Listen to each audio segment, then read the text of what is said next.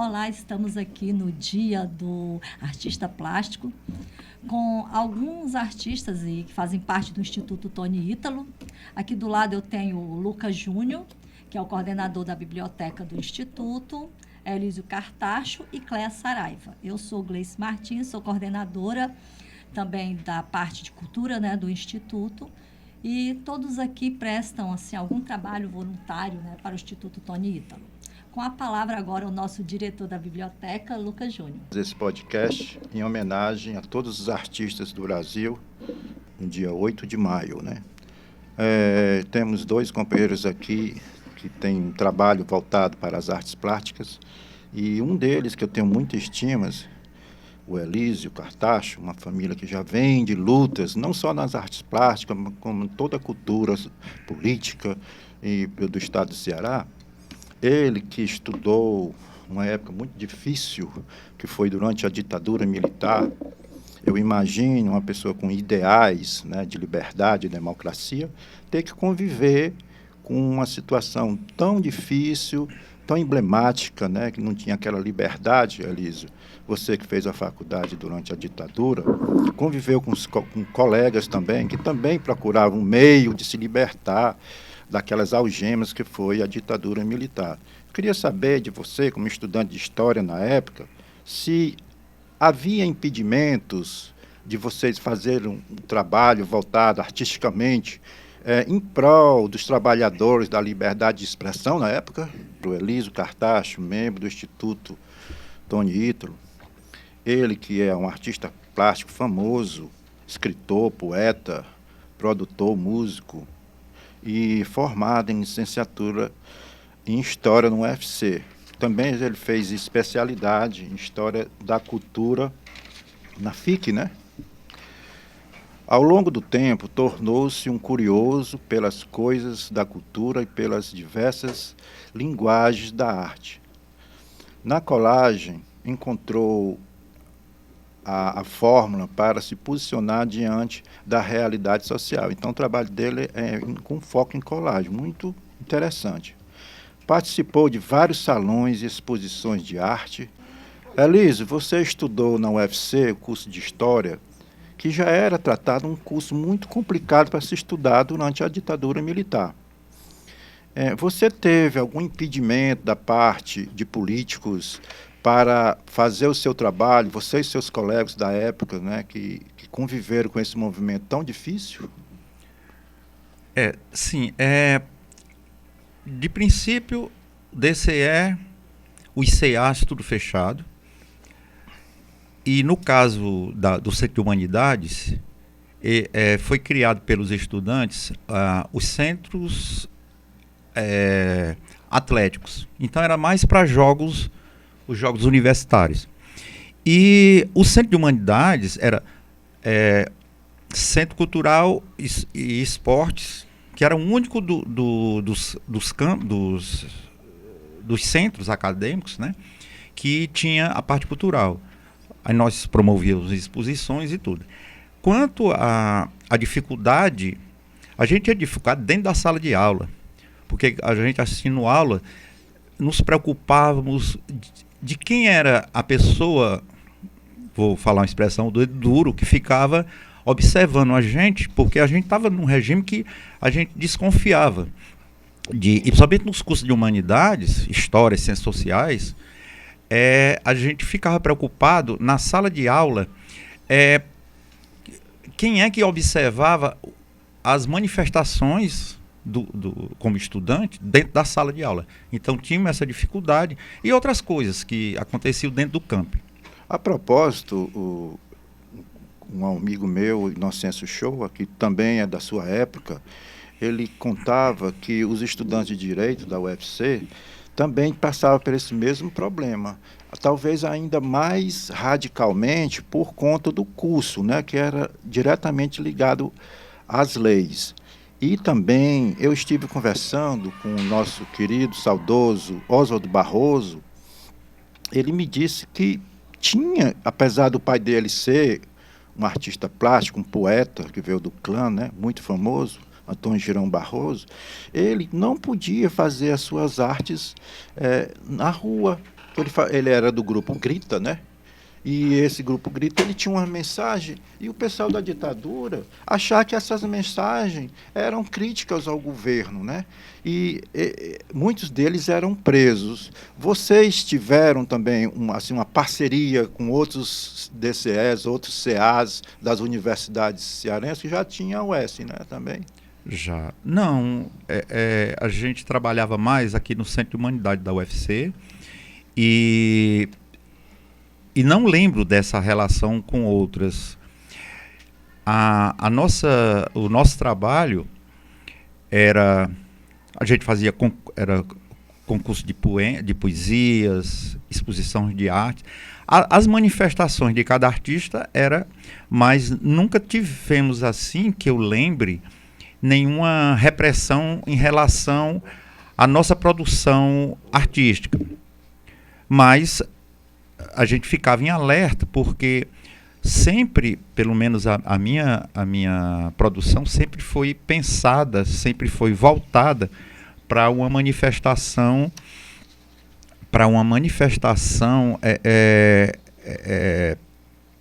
da minha arte crítica sobre a questão social. A sua arte de colagem, ela se configura em qual ideia da arte plástica, hein? Colagem? A colagem, eu quero fazer referência, eu já desenhava, já fazia escultura, e nos anos 80 encontro o Bené Fonteles, que foi o meu mentor assim, de trabalhar a colagem. A colagem, na verdade, ela já é utilizada desde 1945, as escolas de belas artes. A primeira atividade era a colagem, para depois ir para a pintura e tudo. Então, a arte pop utilizou a colagem. Então, eu descobri em 80, mas ela é muito, muito mais participativa antes, né? Esse Salão de Abril até hoje existe, né? Eu acho Salão que é o de mais Abril, famoso inclusive hoje está na casa do Barão de Camusim, ali na Praça da Faculdade de Direito. É um salão tradicional. Eu participei 4 edições. E tinha um Salão dos Novos, que antes de você chegar no Salão de Abril, você passava pelo Salão dos Novos. E eu participei dessas com pintura, com desenho e essas coisas. E a colagem aparece depois. Agora, tinha a Sociedade dos Artistas Plásticos, né? A SCAP. A SCARP, que foi bem anterior a você, né? Isso. Tinha o Estrigas, a Anissa, a esposa os dele. Grandes pintores cearenses. Inclusive a SCAP, a minha monografia da especialização em História da Cultura foi sobre a SCAP, Sociedade Cearense de Artes Plásticas. Inclusive, ela tinha uma parceria, era a Artes e o Grupo Clã. Oswald Barroso. Então, era literatura e artes plásticas, trabalhando junto. Como é interessante, pessoal. O Grupo Clã surgiu através de poetas, né? Isso. Era o Antônio Barroso, né? Antônio Barroso, o João Clímaco, o Milton Dias. Você conheceu o Milton Dias? Era professor da UFC. Eles transferiram a experiência dele para os artistas que estavam surgindo. Isso é lindo. E eu acho maravilhoso o Fortaleza, nossa capital, que sempre, apesar de todas as dificuldades, pessoal, sempre procurou promover as artes plásticas do Ceará. São inúmeros artistas, alguns, né, não conseguiram assim um status como outros, né, que estavam a nível internacional, como Antônio Bandeira. Mas a arte cearense tem aquela praticidade de mostrar a cultura cearense, a natureza. Isso é muito lindo. Você acha que ainda tem muito a mostrar a arte plástica cearense? Quando você fala da SCAP, aí fala de Antônio Bandeira, aí vamos falar de Raimundo Sela, que eu tenho uma admiração por ele, assim, pelo trabalho dele. Tem até um projeto que eu pretendo fazer sobre o trabalho dele. Antônio Bandeira, Aldemir Martins, né? Sérgio Esmeraldo, são tantos que representavam bem a arte cearense. e eram reconhecidos nacionalmente e até internacionalmente. Muito bons. Chico da Silva, infelizmente, né, ele não conseguiu assim a posição financeira como os demais, né? Morreu pobre, teve ajuda do Estado, porque ele morava no Pirambu. A que você deve na sua opinião, a que se deve essa falta de apoio com os artistas mais humildes, né? Ele que veio do Pirambu, Tudo bem. nasceu no Acre, né? Muita gente não sabe, mas ele foi premiado em Veneza. Olha só. O Chico da Silva, ele pintava no Pirambu com carvão nas paredes. Vem da Suíça o Jean-Pierre Chablot. Ele veio na época da guerra do Getúlio Vargas, contratado como propagandista para os soldados da borracha, que era para os cearenses, para ir tirar a borracha para os americanos para a guerra na Amazônia. Então saíam aqui os cearenses em caminhões. Então o Chablot veio para registrar isso. Ele desenhava o estereotipo, era toda uma coisa assim, vou usar uma expressão atual, nazista, de como escolher os soldados da borracha para fazer esse trabalho, né? E ele foi contratado para fazer, né? Era propagandista desse projeto do governo. Que era a Senta. A Senta, exatamente. Então, o Chablot, ele descobre Chico. Foi, né? E pega o Chico, introduz o guache e o papel para ele fazer colorido. Aí apareceu aquelas belíssimas imagens da memória dele da Amazônia, os peixes, aqueles animais, belíssimo trabalho. Quanto à questão dele, sim, aí deixa eu falar Veneza. O Chablot escreve ele num salão de belas artes em Veneza. E ele não foi escolhido. Só ficou no acervo do salão. Um curador entra, vê a obra dele, mesmo estando na reserva técnica da exposição, não passou na seleção, ele recebeu menção honrosa. Nossa. O Museu de Arte tem essa coleção. Eu fui diretor da divisão de acervo do MAUC, tive acesso a essas obras maravilhosas. Atrás tem um selo, cada obra dele tem um selo desse salão. Chico, depois esse negócio de pobre, não sei o quê. Tem uma versão que ele ganhou um prêmio, recebeu um dinheiro, e a Praça do Ferreira você circulava em torno, né? Não tinha aquele calçadão. Diz que ele comprou um anel, alugou um táxi e deu uma volta na Praça do Ferreira com a mão do lado de fora. Olha a simplicidade do cara. Para ele era uma loucura isso. Né? Então tem essa versão que, por trabalhar no Museu de Arte, eu tive acesso a essas informações. Teve a questão de falsificação. Ele criou uma escola e foi ao tempo. Ele era muito simples, então tem pessoas aqui eu não sei se eu vou lembrar o nome. Tem um artista que é estudioso disso. Então, e esse acervo do Chico e do Chablot está no Museu de Arte. É assim, incrível esse processo. Só um detalhe que eu sempre gosto de falar sobre o Chablot. O Chablot, como suíço, ele chega aqui para pintar num sol doido aqui de Fortaleza, né? Então, a dificuldade de sair do tom cinza para as cores e para essa luz que tem na nossa cidade, ele criou um grupo de artistas de pintura noturna.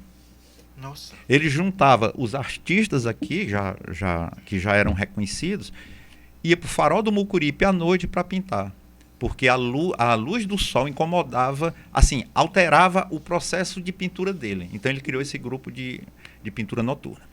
Eu tive o privilégio de ler algumas colunas dele no jornal, não sei qual foi o jornal, mas ele sempre citava o nome dos artistas cearenses e gostava muito da pintura das nossas praias, né? Valorizava muito a cultura cearense. Isso. Uma pessoa fenomenal. Estamos com Cléa Saraiva, educadora social, artista plástica, trabalhando no projeto Bem Viver, na ala feminina, né? Colaboradora do Instituto Tony Ítalo, membro do Conselho Fiscal da Casa da Amizade Brasil-Cuba. Isso. Coordenadora do Fórum de Mulheres no Fisco, integrante das comunidades eclesiais, né, de base da Arquidiocese de Fortaleza. Também a Ana Cléa é artista plástica, também tem essa questão trabalha com colagem, né? E gostaria de saber, Cléa, de onde surgiu esse teu gosto pela arte plástica? Eu sei que você trabalha, você tem essa questão da colagem, você faz tem outros trabalhos também. Inclusive, a Cléa também trabalha com essa parte de artes maracatus, não é isso? Você apresenta no Maracatu Solar. E eu queria saber como surgiu a arte, como você teve... Sei que a arte está em toda parte da nossa vida, né? Isso. E nós que trabalhamos com isso, com essa questão, e por ser mulher também, né? Tem esse olhar feminino com essa parte artística. Então, como você começou? Como surgiu essa sua... Você veio também participar do Instituto, nos ajudar, né? Tentar sintetizar um pouquinho, né? Eu, na condição da pessoa e a arte, em meados de 80, a gente via o movimento dos artistas na cidade.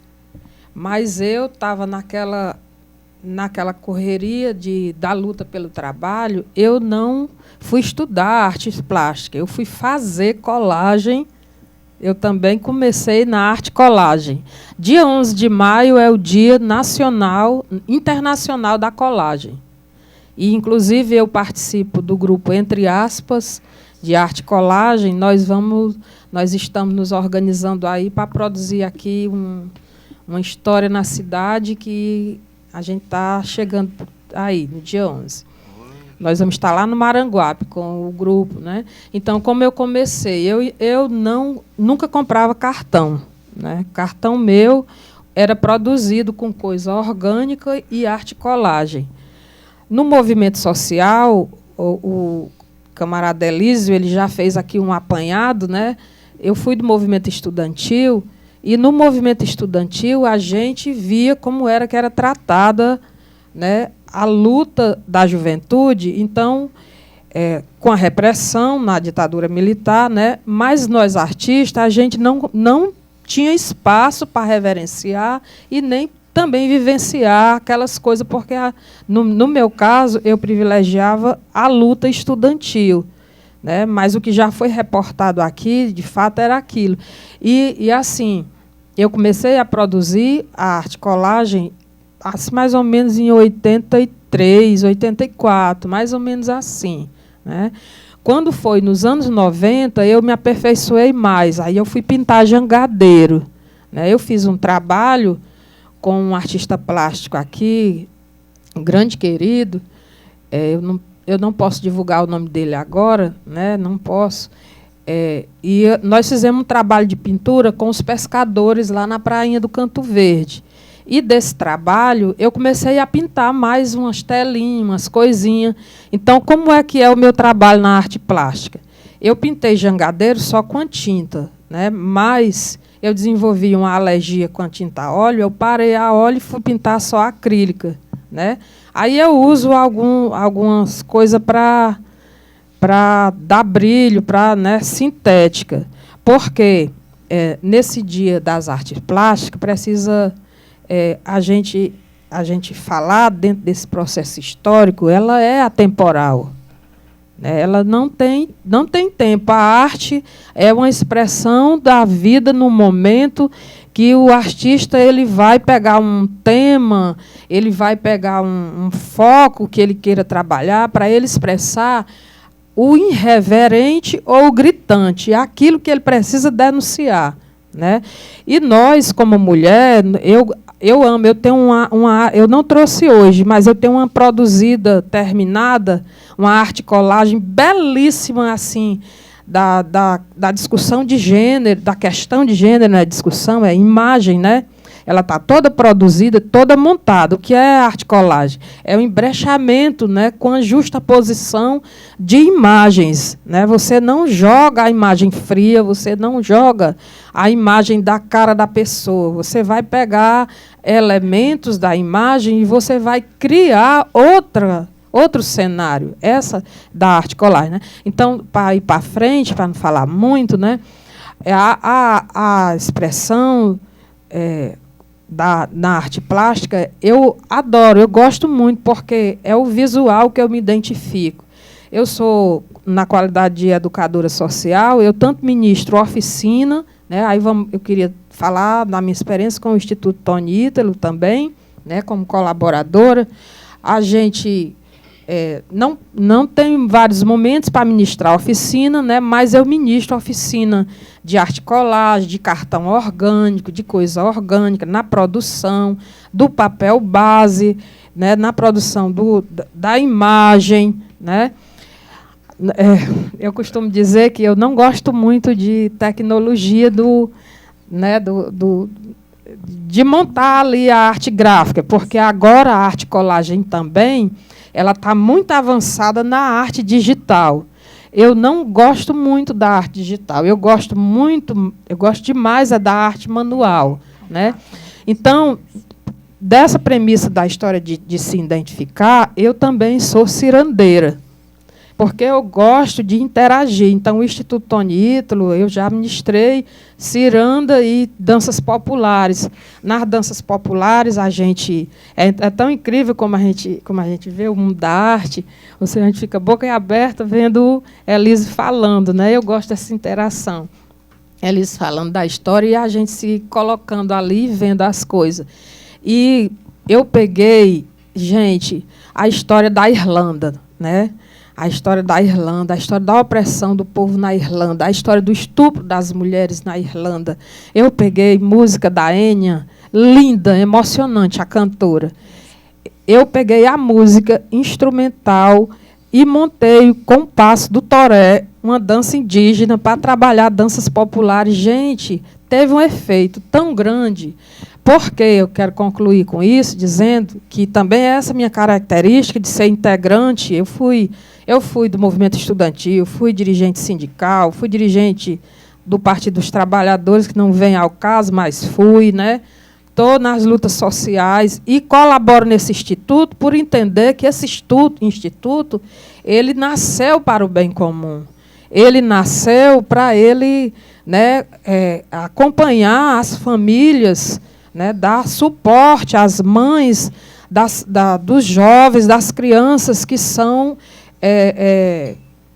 detidas, ou prisioneiros jovens, lá na Itaitinga, que era o sonho do Tony Ítalo, o filho da nossa camarada Gláucia Lima.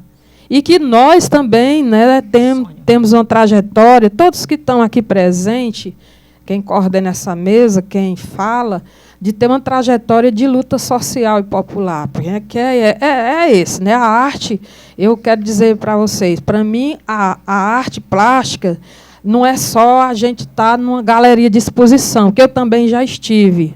Né? Já estive no Benfica, já estive no Del Passeio, já estive no meio das praças, já estive em Itaitinga, em algumas cidades, mas, às vezes, uma exposição ela é tão minúscula em relação àquilo que você pode fazer com as pessoas, você transformar a arte numa interação e fazer as pessoas produzirem coisas, elas dando o grito de rebeldia. Nós estamos chegando aí na outra temática, que é o 1º de maio. Mas a arte plástica é para isso, né? É uma história. E ela está inserida como ela começou na pintura rupestre lá atrás, né? Antes de Cristo. Nós gostaríamos de agradecer a sua participação. Muito obrigada. Cléia, porque você é imprescindível nas nossas ações sociais, né, Gláucia? Sem você presente, e agora com o Anísio chegando mais, o Elísio, nós só temos que agradecer a ambos, porque as crianças, o povo pobre de Itaitinga, só tem a aprender. E essas raridades que vocês aprenderam ao longo da vida, nós vamos passar para a geração futura. A propósito, professora Gleice Martins, você é filha de radialista muito famoso, querido, em todo o estado do Ceará. Você já nasceu dentro da cultura. Depois você, como estudante, resolveu ser professora de bons colégios, coordenadora, e acumulou experiência. O que foi que isso lhe levou a gostar das artes plásticas, minha querida? Lá em casa sempre teve essa questão, mesmo desde criança, dessa arte. Minha mãe é artista plástica também. Oh. Começou com minha mãe. Aí eu vi aqueles quadros de minha mãe, né? E também a questão de, por conta do papai, tá sempre essa questão de ter arte em toda parte em casa, todos os locais. Eu gosto muito de poesia também, essa parte da poesia. Então eu fui criada ouvindo poesia matuta. Aquelas poesias matutas, cantadores. Aquela questão dos cantadores. Meu pai apresentava um programa chamado Alô Sertão, nos meados dos anos 60, 70, até os anos 90. Rádio Iracema de Maranguape. Rádio Iracema de Maranguape, depois Rádio Assunção Cearense, Queiroz Martins, que criou, né, o programa Alô Sertão. E também tinha, o programa Alô Sertão, ele também tinha aquela coisa de levar para informação para o interior, né, para as pessoas do interior, e fazia um programa também que as pessoas mandavam cartinhas naquela época, porque não tinham contato com a família, ele lia as cartas, aí avisando para a família quando vinha alguém visitar ou passar algum dia, ou estava com algum problema de saúde. Então, isso era passado no rádio. Era utilidade pública feita no rádio, né? Porque como não tinha telefone, aí o papai lia aquelas cartas, né? Ah, o fulano vai visitar o cicrano tal dia, espere na rodoviária ou espere em tal lugar. E era o WhatsApp da época, era a rede social da época, era o programa Alô Sertão. Então, lá em casa sempre a gente teve isso, da música. Sempre tinha alguém, alguma pessoa no rádio, um amigo que estava sempre lá em casa, aquelas conversas geradas. Vinha a música, vinha a poesia matuta, aquela coisa bem raiz nordestina. Então, fui criada ouvindo Jackson do Pandeiro, e como até hoje gosto muito. E minha mãe era professora, ela é professora alfabetizadora. Então, nós tínhamos também, ela fez uma escolinha para atender as crianças carentes, que vinha aquelas crianças com os caderninhos. Ela colocou um quadro negro, uma lousa, né, no quarto lá em casa, e vinha aquelas crianças. Ela alfabetizava as crianças que não tinham condições de ir para a escola, que naquela época era até difícil. Então, era uma multisseriada, né? Eram várias séries ali no espaço que minha mãe ministrava as aulas. Foi isso que eu passei. Eu comecei a ajudá-la na sala de aula, a ensinar aos alunos a questão da alfabetização. Depois fiz pedagogia e segui os passos da minha mãe, fiz também. Aí eu fui fazer curso de pintura em tela. Aí, como Cléa também pintava a óleo, deixei de pintar, passei para acrílica só por conta da questão do cheiro, de ter alergia. E também colagem. Aí faço, eu até brinco, eu digo que eu pinto 7 e bordo 8. Eu bordo, pinto, costuro. Aí essa coisa toda. Mas isso aí, aprendi com minha avó, o crochê, bordado. Então sempre foi aquela coisa. E tudo, né? Chegar a um ponto de tudo arte. Então, aquela questão. E trabalhava com os meus alunos, fui professora de AE, e eu utilizava a arte para ajudá-los. Foi muito gratificante. Toda aquela bagagem que eu tinha, eu utilizava para essa questão de como professora de AE.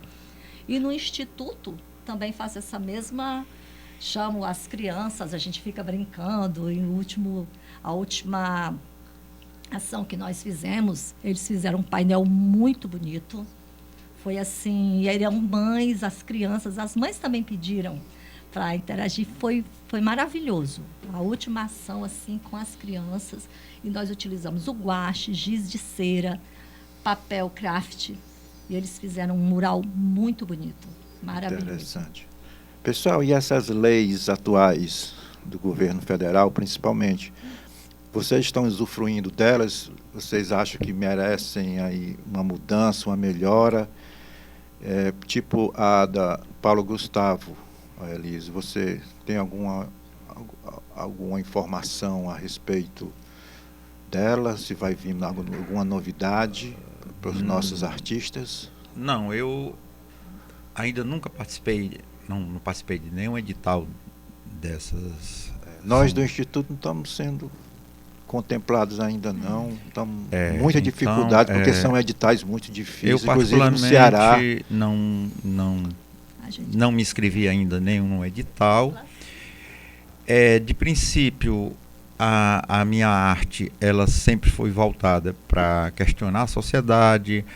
Ela funciona, o meu trabalho funciona mais como um instrumento de resistência e de questionamento de tudo isso que está acontecendo. Exatamente. Com a gente. Inclusive, recentemente, a cultura foi detonada, estamos retomando agora. Então, ainda não participei. Então, sinceramente, eu não tenho uma avaliação desses editais, dessas coisas assim. Mas eu acho importante que mesmo que eu não tenha participado, que a gente vá buscar essas opções, porque é importante que a gente participe, porque é uma forma de que o governo reforce Exatamente. essa preocupação com a cultura. Nós das bibliotecas comunitárias, a gente já vê uma mudança, uma perspectiva positiva quanto ao futuro, sabe? A gente vê o governo do estado se esforçando, mas falta sempre aquela verbinha, né, Cléia? O Instituto Tony Ítalo pleiteou, sim, em vários momentos, né? Vários momentos nós pleiteamos a Lei Paulo Gustavo, levamos projetos, né? Do Ed Blanc, obrigado por lembrar. Pleiteamos, né? Inclusive o Instituto, tanto na sua ação, ele pleiteia, né, o projeto pelo governo, dentro das leis, como ele coloca nós, colaboradores, quer dizer, é porque eu estou esquecendo a palavra, ele nos insere dentro do projeto. Aí agora cabe a gente falar da biblioteca. Tem o projeto da biblioteca comunitária, né, no Instituto Tony Ítalo, que tem, inclusive, a Gleice colaborou, a querida Gleice, outros companheiros colaborou. Tem o projeto do livro, né, que a Gláucia, que é a coordenadora do Instituto Tony Ítalo, ela teve a oportunidade de editar ultimamente um livro que não era para ser o último editado e acabou sendo o livro que você estava escrevendo antes, né? Aí escreveu o último. E que nesse livro, o sonho que eu tenho um trabalho, nesse livro, o sonho, inclusive, eu quero, inclusive, agradecer e eu permiti que fosse divulgado um trabalho meu na diagramação dele, que é uma arte colagem minha. É um quadro, né, que foi para uma exposição da borboleta, e tem um título que ele é até sugestivo, de transformação. Pois é assim, a gente, é uma luta dos trabalhadores da arte, não é só de quem faz arte plástica, né, mas aqui tem... não se coloca em separado, vários artistas eles pleiteiam com seus projetos individuais ou coletivos, mas tem a instituição de cultura, né? Inclusive o último Encontro Nacional de Cultura foi muito interessante, com a participação, a Gleice tinha reportado que eu participo de Maracatu, inclusive o Maracatu Solar esteve na Conferência de Cultura aqui, né? Então, aonde a gente pode dar nosso tom, a gente vai lá dar o tom. E nós também temos a questão, era a trilogia, né, do livro Sonho. E nós também temos 3 projetos, que seria o projeto do Curumim, né, de arte, que também tem do Caju Arte, e a Manicultura, e 100 anos de José Marques, que foi que começou esse sonho todo. José Marques tinha o sítio Recreação, tanto que o Instituto tem a parte do sítio Recreação, e nós temos esse projeto de contar, né, a vida, como começou, de José Marques, que era avô de Tony Ítalo, E por conta disso, o Tony Ítalo também veio naquela mesma questão do sonho do avô. E nós temos esse projeto, nós até inscrevemos, ele foi até a companheira Gláucia, né? Nós colocamos esse projeto e estamos esperando, né, que na próxima apareça outro, que ele seja contemplado e que nós possamos levar à frente. O projeto também da manicultura, que é a lenda da mandioca, da Juliana, que é cordelista, é uma mulher, uma companheira cordelista. Tem projeto pronto aí. Tem projeto pronto. É do poeta Arievaldo Viana, que dá nome à nossa biblioteca, né, Lucas Júnior? Exatamente. A propósito, a Bienal Internacional do Livro foi adiado para abril do próximo ano. Nós ganhamos mais um tempinho para trabalhar nesses projetos. Se Deus quiser, nós vamos fazer lançamentos lá. E nós fizemos um lançamento também, né, da enciclopédia do Tarcísio, que foram as crianças do Instituto. Nossa, Gleice, com licença, um grande trabalho que foi feito pesquisa, foi feito trabalho nas escolas, participação das crianças, foi um trabalho de formiguinha, como se fala, né? Foi, o lançamento grandioso, foi maravilhoso, né? E o lançamento lindo. Lindo.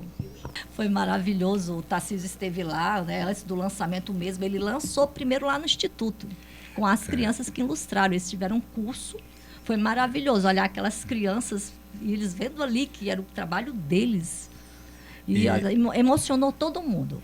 E lá no Instituto eu tive uma experiência maravilhosa, a Gláucia me convidou para a inauguração da biblioteca.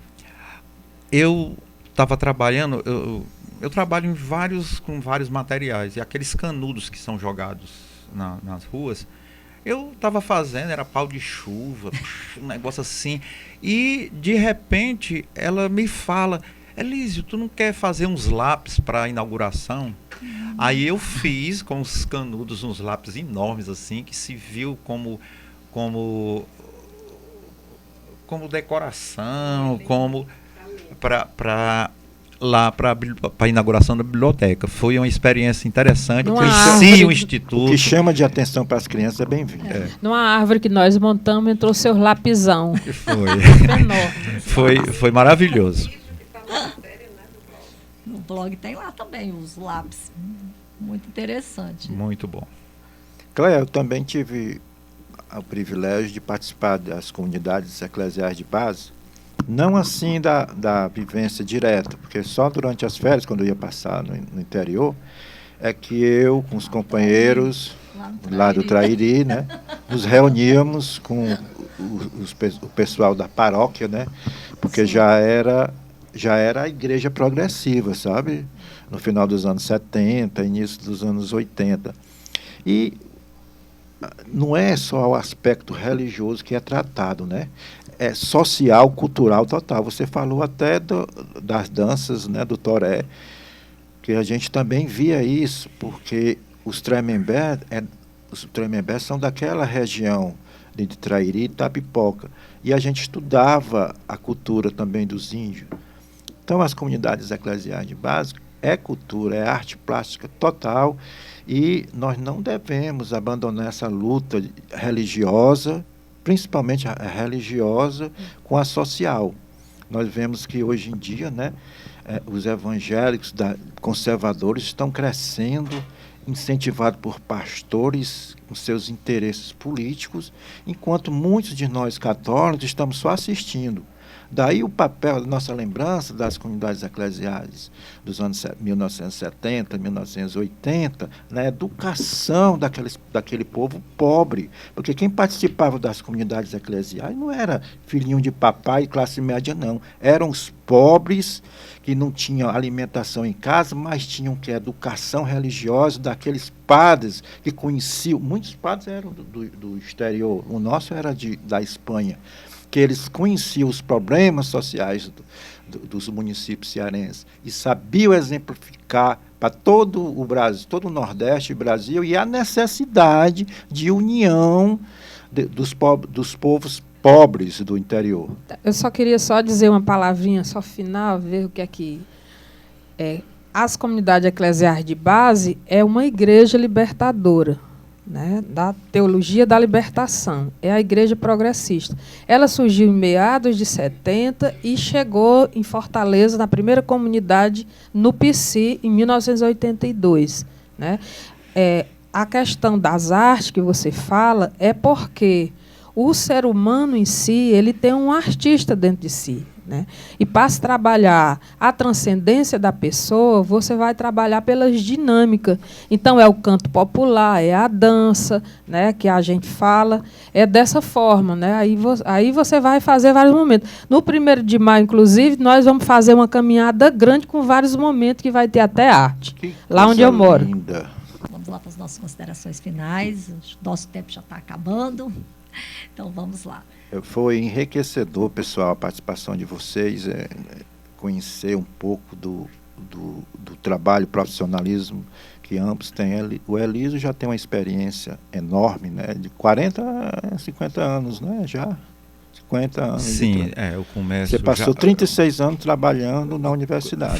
Foi. E trabalhando como produtor cultural, arte sempre visual, nessa área. Né? Arte visual, teatro, música, futebol.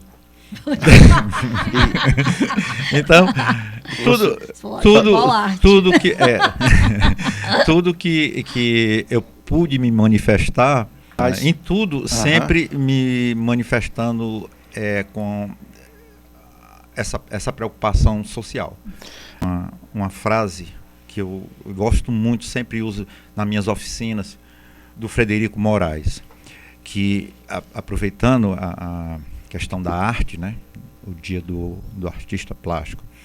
Então, é uma coisa que eu acho muito interessante quando ele diz: o sonho é a alternativa que o indivíduo tem para não ficar louco. Uma nação sem arte é louca. Ou seja, a função da arte é permitir às nações sonharem, buscarem seu próprio equilíbrio. Uma nação que não sonha não tem passado nem futuro. É fadada a morrer. Frederico Moraes. É um livro, Chorei em Bruges, de 1983. Adoro esse trecho são crônicas de um livro que ele lançou.